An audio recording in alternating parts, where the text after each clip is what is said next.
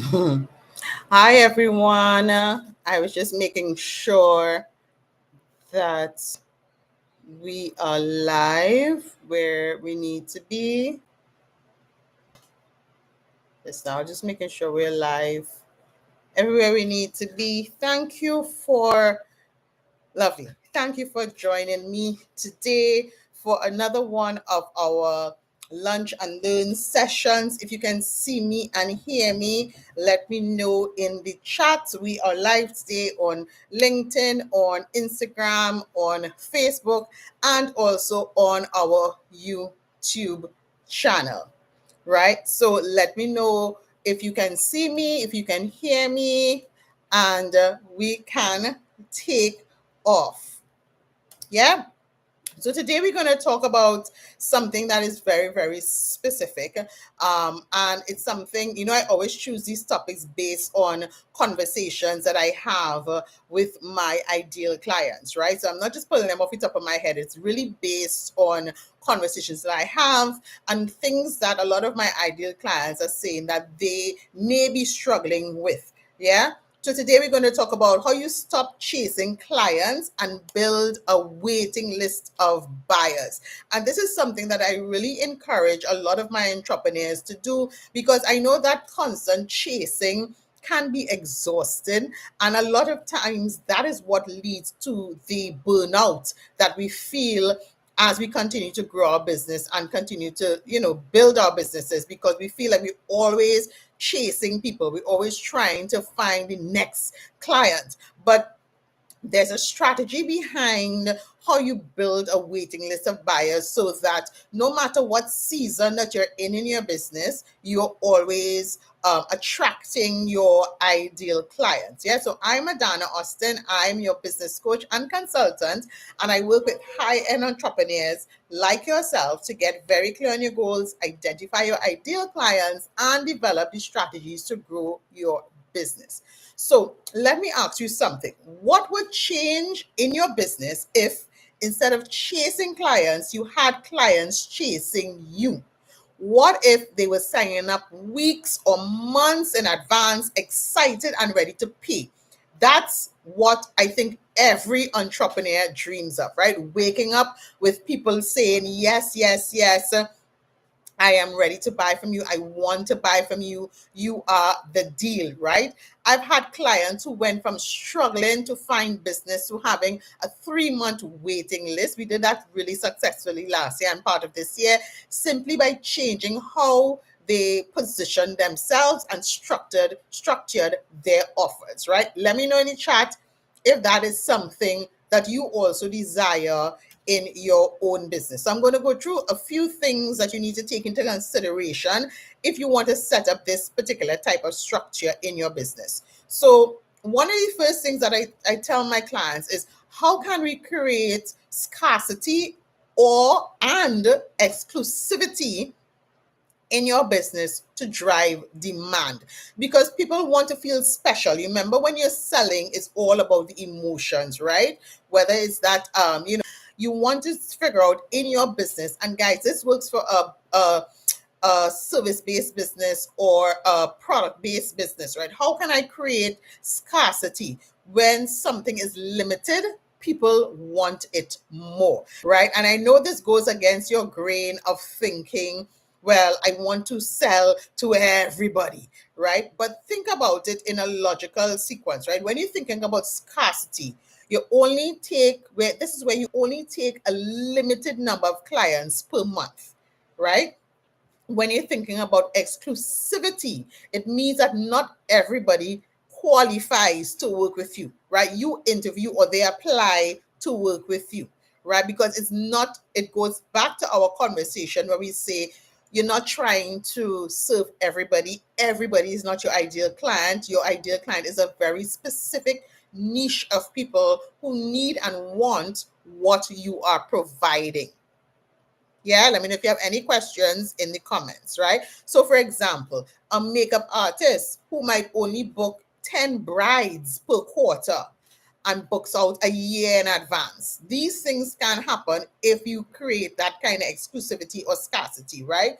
Or an accountant who closes intake by the 15th of each month and only works with businesses earning over 500,000, right? So it's when you're thinking about exclusivity, you also want to be very, very specific. So I'm not actually saying that I'm exclusive to X, Y, and Z.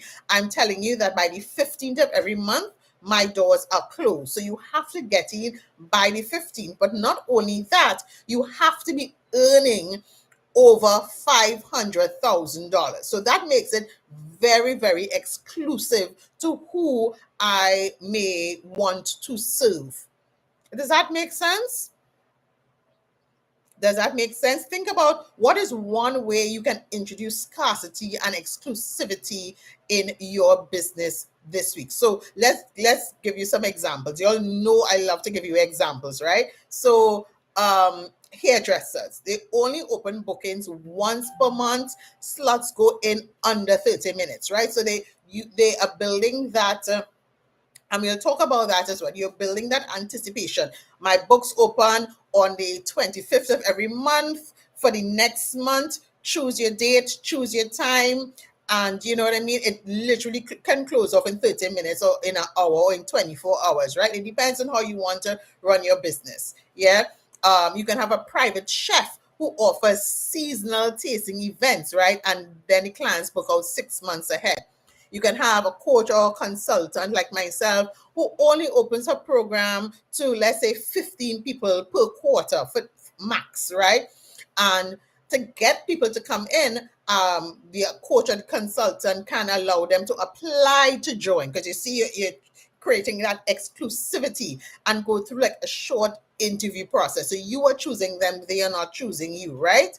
A boutique retailer, for example, who might offer pre-orders for new collections. So customers pay before items are produced, right? And that has been very successful for many of my clients where we created like a pre-order process. So people paid, they made a down payment. It meant that money was kept flowing. It meant that even in that pre-order process, we were selling other things, but we had a great pre-order process for the new drop of her her outfits and stuff. So that really, really, really worked well.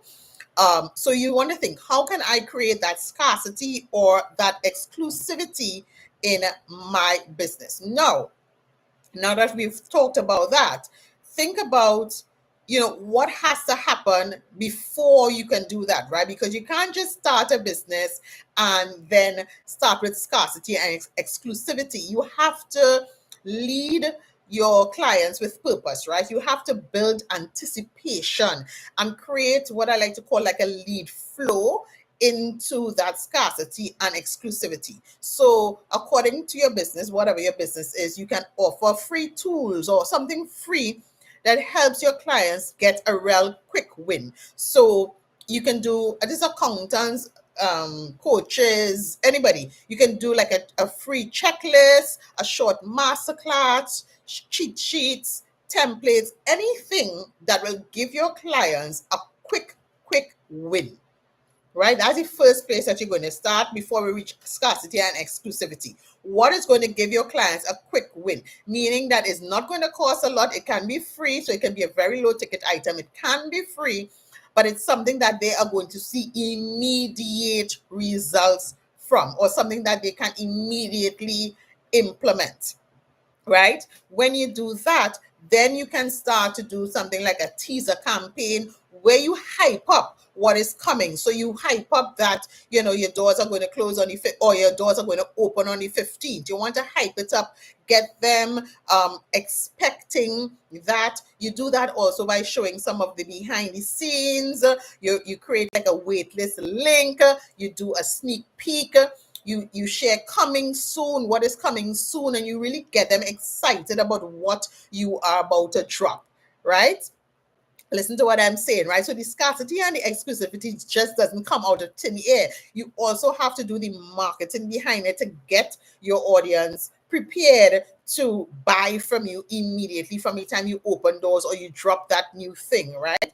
Another way that you can do that is by creating like a beta testing group or a founders group where you invite a very small group of people, 5 to 10 people max, to test out your new offer. And by doing this, you can get like feedback, you can build testimonials from those people, and then you can create urgency when you're opening the next cohort or when you have the next drop coming or anything like that, right? Again, it's building that anticipation with your audience because they want to be a part of this. They're hearing other people's reviews or testimonials of their experience with this or their taste of it or whatever your offer was to get them excited.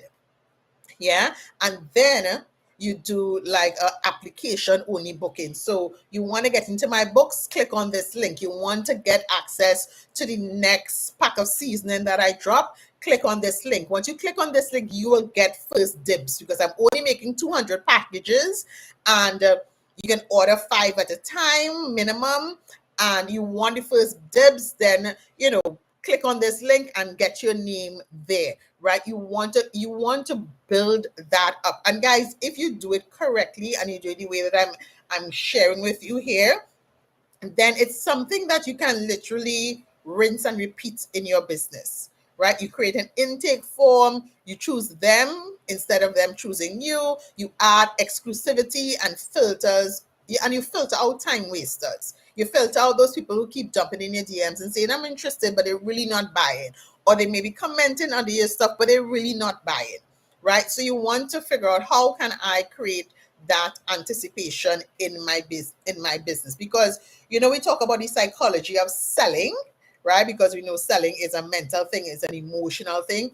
You also want to talk about the psychology of anticipation, right? Because people value what they wait for, right? Anticipation increases perceived value. Think about when you have right now we going back into our carnival season. We have our band launch season. They create a lot of anticipation behind the launching of their bands and the launching of their costumes, to get people to make a down payment. That's a pre-order. You're pre-ordering it before you even see it in real life, right? Before you even feel it. Sometimes you're pre-ordering before you even know the full price, right? You're building that anticipation. To think about a band launch, right? How can you create your own business and set it up in such a way that people get that same type of experience from working with your brand or from buying from you, right? Because people want what others want. This is just the psychology. This is just human psychology. When they see others waiting or book ahead, it builds social proof. So if they see 10 other people join the waiting list and saying they're excited and stuff like that, you're building that social proof. And we know social proof is so very important in your business to build that know, like, and trust from your audience. And there's a fear of missing out, right? Even though you might say to yourself, well, not me. The truth of the matter is, we all have some fear of missing out. It may be different to everybody, but that fear of missing out is real, and it's very, very powerful, right? But of course, guys, I always tell you, whatever you promise, you need to make sure you deliver, because you want to make sure that you're always ethical in your business practices. Never fake scarcity or lie about being booked out, right? So you want to always be transparent, and you also always want to be ethical in your business dealings, right? Does this make sense? Does anybody have any questions so far? Making sense, everyone? Yes, making sense?